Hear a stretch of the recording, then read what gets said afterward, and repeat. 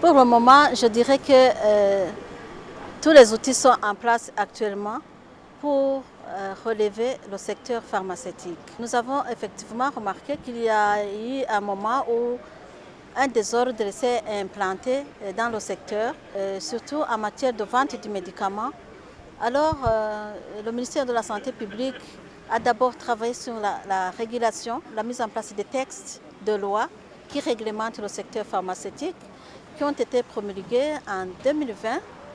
Et puis de là, des textes d'application des décrets mettant en place l'Autorité nationale de régulation du secteur pharmaceutique a été mise en place en 2021.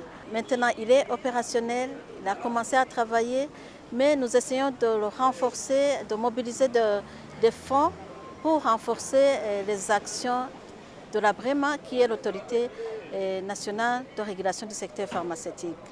Et pour le moment, je peux rassurer que les outils sont en place en matière réglementaire et nous sommes en train de mettre en place les ressources humaines compétentes, les ressources, les équipements et surtout la mise en place d'un laboratoire national de contrôle de qualité des médicaments. Le gouvernement est déterminé à remettre de l'ordre dans le secteur pharmaceutique parce que nous avons vu qu'il y a beaucoup de dérapages, surtout dans le cadre du partenariat privé avec le secteur pharmaceutique.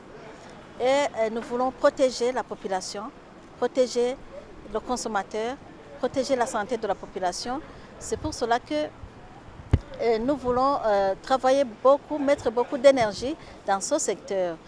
Donc, ce que nous allons faire, effectivement, c'est de renforcer l'autorité de régulation du secteur pharmaceutique à Brema, c'est de renforcer l'inspection des médicaments à l'arrivée, c'est de renforcer l'autorisation de mise sur le marché des produits à importer, c'est de renforcer vraiment le système de digitalisation qui nous montre une bonne traçabilité des produits depuis leur origine de fabrication jusqu'ici arrivé dans le pays.